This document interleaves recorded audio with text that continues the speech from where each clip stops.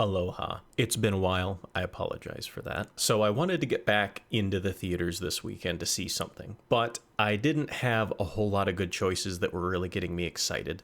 So at the end of the day, I opted to see the 2025 live action remake of Lilo and Stitch. I have fond memories of the 2002 animated film Lilo and Stitch, so I was curious about this. Now, as with any recent live action remake of a Disney film, there's this fear that it's not really going to add much. It's just kind of keeping the property alive. It's not going to add to the lore or the character. It's just going to kind of rehash it and not add a lot of value. I think that is definitely somewhat the case for this movie. So strangely, I think this remake is maybe for even younger audiences than the animated one was for. I feel like I remember the animated one being enjoyable to me as a little kid, but also enjoyable to adults and older kids. There was, the kind of humor that maybe would go over a little kid's head, the adults could appreciate, but the action was, entertaining to all, and it just kind of captured everybody who was watching it. This movie, I think, is maybe so stripped back that I think little kids will understand it. I think they'll appreciate it. I think they'll have fun with it, be entertained by it.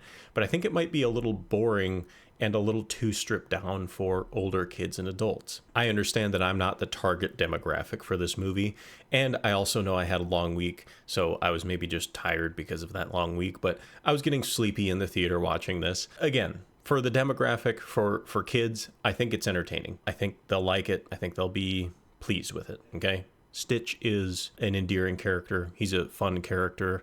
The story is cute. So basically, this 2025 remake follows the same storyline as the 2002 animated film. It's a Disney comedy drama where we learn that actions have consequences and we learn the meaning of family. So one thing I appreciated about the movie is the casting of Maya Kealoha as Lilo. So this is her debut performance. She's 8 years old. She is Hawaiian.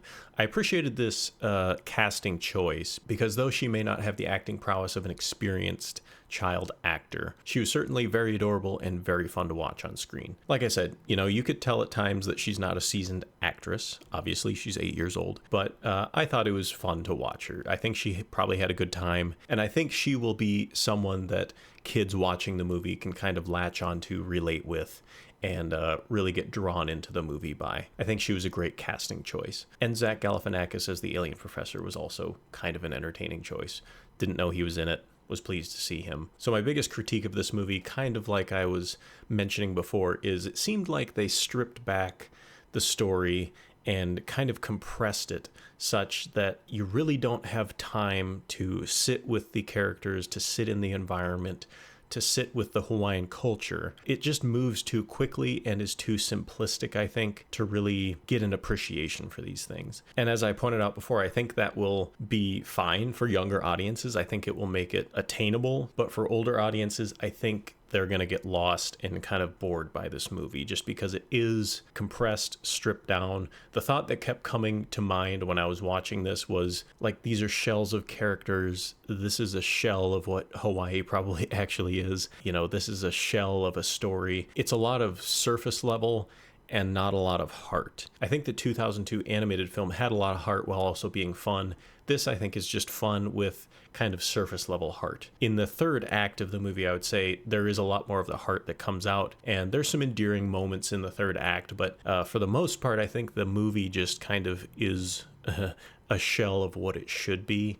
And for me as an adult, that's kind of a problem. That's what took me out of it. That's what made me a little bored with it. So yeah, like I said before, ironically, I think this 2025 remake is for young kids, and the animated one from 2002 is for young kids, and older kids and adults can appreciate it too. At the end of the day, for what it is, a children's movie, I think kids are going to like it. I think I would rate it a 3 out of 5 stars for that reason. It's going to serve its purpose. It's going to entertain kids. It's a wholesome message at the end of the day. I think it's fine. Is it for me? No. Was I a little bored with it? Yes. But 3 out of 5 stars, I think, is an adequate rating for what it is. So thanks for watching. Have a good one.